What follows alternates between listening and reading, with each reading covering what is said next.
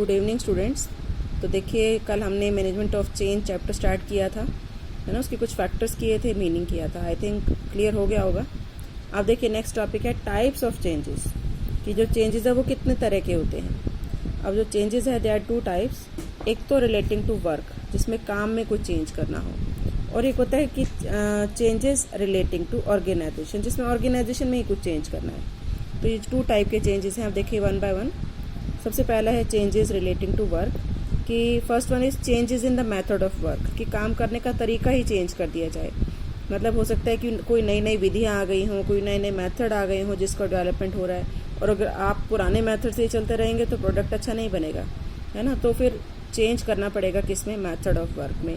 Modern जो भी तरीका है काम करने का उसको लागू किया जाता है। सेकेंड आता है चेंज इन जॉब, कि कभी कभी जो काम करने का तरीका है और वैकेंसी काम करने की जो एक्टिविटी है, अब देखो ये दोनों एक जैसे लग रहे हैं, एक जैसे हैं नहीं। वो तो है method of work, method of doing the work. ये है कि जब हम एक ही काम को अलग अलग छोटी छोटी एक्टिविटीज़ में बांटते हैं, तो एक्टिविटीज़ में बांटने को भी हम कई बार उसमें चेंज की आवश्यकता हमारे को महसूस होती है कि इसको चेंज किया जाए।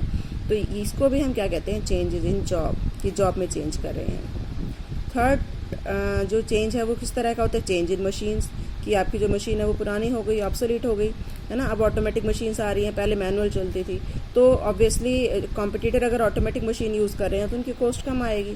तो फिर जो है वो इन कॉम्पिटिटिव मशीन्स को यूज़ किया जाए। चाहे एम्प्लॉयज़ इसका विरोध करें, लेकिन तब भी हमारे को इस तरह की मॉडर्न मशीन्स को यूज़ करना चाहिए। उसी तरह से चेंजेस इन प्रोडक्ट, कि जो प्रोडक्ट है उसको भी अगर चेंज करना पड़े ड्यू टू हाई कंपटीशन, कि पुराने प्रोडक्ट को कस्टमर पसंद नहीं कर रहे, तो वो भी चेंज करना पड़ता है।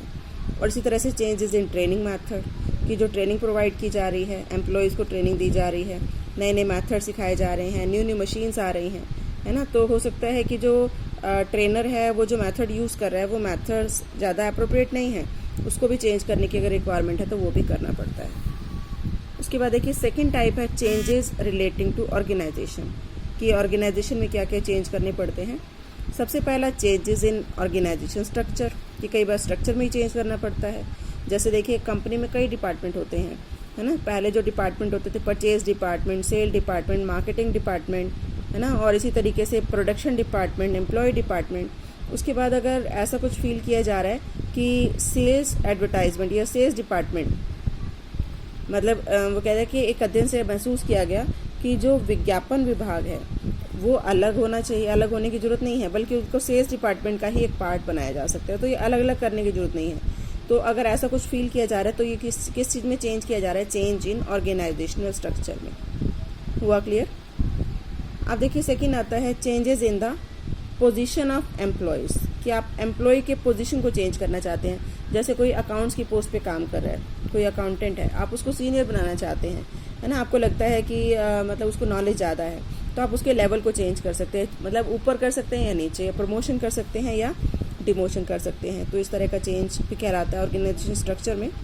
इसकी तरह से changes in degree of authority, कि आप कुछ डेलीगेशन मतलब अधिकारों को सौंपते हैं, अधिकारों का बंटवारा करते हैं, सेंट्रलाइजेशन करते हैं, डिसेंट्रलाइजेशन करते हैं।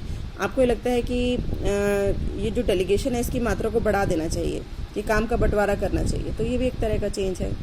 इस तरह से चेंजेस इन ऑब्जेक्टिव, कि कई बार जो है वो कंपनी के कुछ ऑब्जेक्टिव होते हैं जो इंटरनल और एक्सटर्नल एनवायरनमेंट में प्रभावित होकर आप उसको चेंज करना पड़ता है।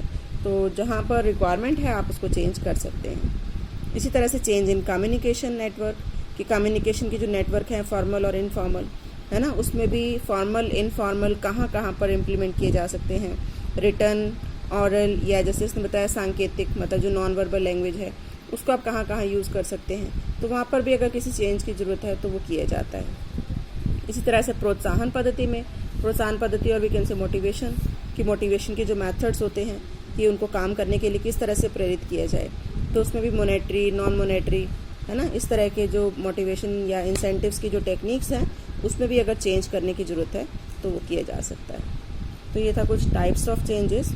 इसके बाद देखिए next topic is very very important, process of plan change.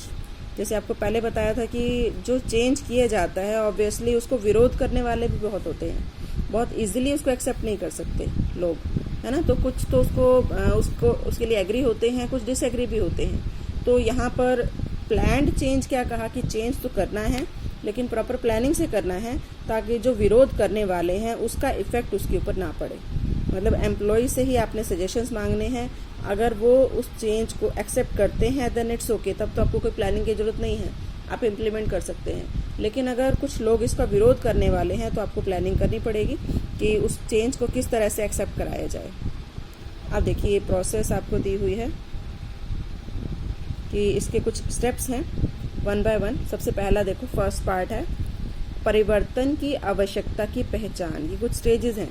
ये सबसे पहले क्या होता है कि हमारे को लगता है कि देयर शुड बी चेंज, कुछ चेंज होना चाहिए, है ना। वो चेंज कैसे पता चलता है आपको कि मार्केट में सपोज कोई न्यू टेक्नोलॉजी आ गई है, नए कॉम्पिटिटर आ गए हैं, है ना, वो नया प्रोडक्ट लेकर आए, आपकी सेल कम होने लग गई, तो फिर आपको लगेगा कि आपका जो प्रोडक्ट है उसकी सेल कम हो गई, तो पुराना हो गया है, ऑब्सोलीट हो गया है। तो फिर आपका ध्यान जाएगा कि आपके प्रोडक्ट की सेल क्यों कम हुई, है ना। फिर आप उसको जो है वो चेक करेंगे तो आपको लगेगा कि परिवर्तन होना चाहिए। फिर आप परिवर्तन की आवश्यकता का आपको अनुमान हो जाएगा कि आपकी जो टेक्नोलॉजी है वो पुरानी हो गई है, क्योंकि अगर सेल कम हो रही है तो आप ज़्यादा लंबे टाइम तक नहीं टिक पाएंगे।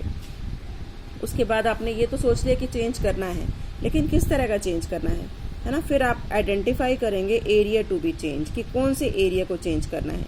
जैसे भी पढ़ा था ना कि 2 तरह के एरिया होते हैं, कि आप ऑर्गेनाइजेशन में भी चेंज कर सकते हैं या जॉब में चेंज कर सकते हैं, वर्क में चेंज कर सकते हैं, है ना। तो जैसे हो सकता है कि आपका प्रोडक्ट तो अच्छा है, आपकी एडवर्टाइजमेंट अच्छी नहीं है ना, या आपका जो प्रोडक्ट है उसकी क्वालिटी डाउन हो गई है, या आपका जो प्रोडक्ट है वो मतलब अच्छा है लेकिन आप सर्विसेज अच्छी प्रोवाइड नहीं कर रहे, है ना, या क्रेडिट सेल प्रोवाइड नहीं कर रहे।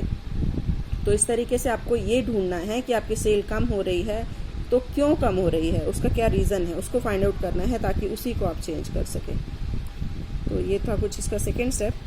इसके बाद देखिए थर्ड स्टेप, कि अब अगर चेंज करना है, आपने उसको आइडेंटिफाई कर लिया, यहाँ चेंज करना है, तो फिर आप उसकी प्लानिंग करेंगे, planning for changes.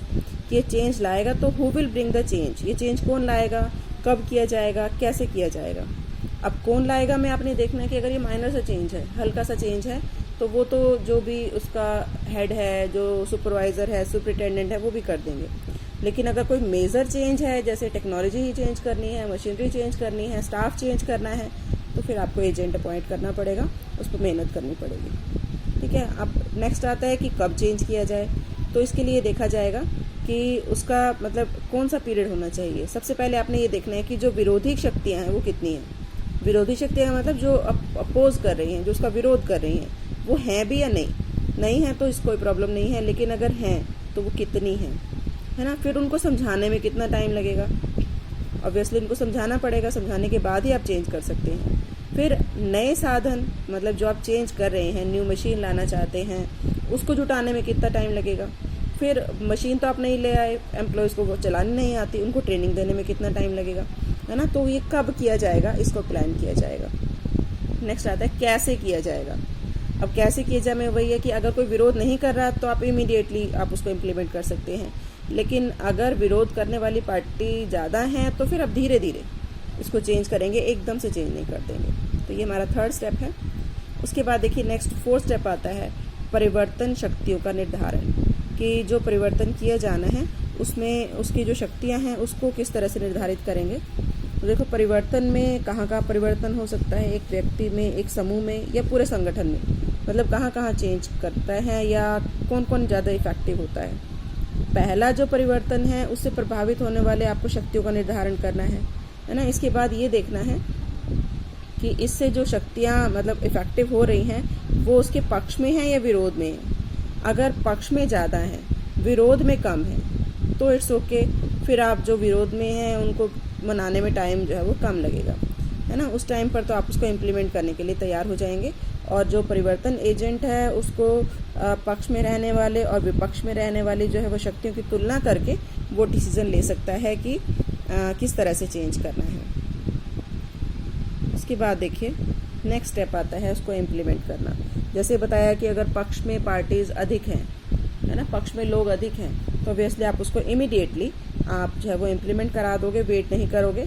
Modern machines है तो उसकी मतलब परचेज करने की तैयारी में लग जाओगे, और इसी तरीके से ट्रेनिंग दोगे एम्प्लॉयज़ को। उससे अगला है फीडबैक, कि आप फीडबैक से आप ये देखोगे कि आप सही डायरेक्शन में जा रहे हो या नहीं जा रहे, तो आप जो है वो उसका लास्ट स्टेज है जिसमें देखा जाता है, एम्प्लॉय से पूछा जाता है कि क्या वो उसको समझ पा रहे हैं या नहीं समझ पा रहे। फिर आप कंक्लूजन भी निकालते हैं खुद ही कि आपने जो चेंज किया था उस चेंज करने से जो रिजल्ट्स आपको चाहिए थे वो मिले या नहीं। तो ये थी कुछ प्रोसेस जो कि बहुत इंपॉर्टेंट है।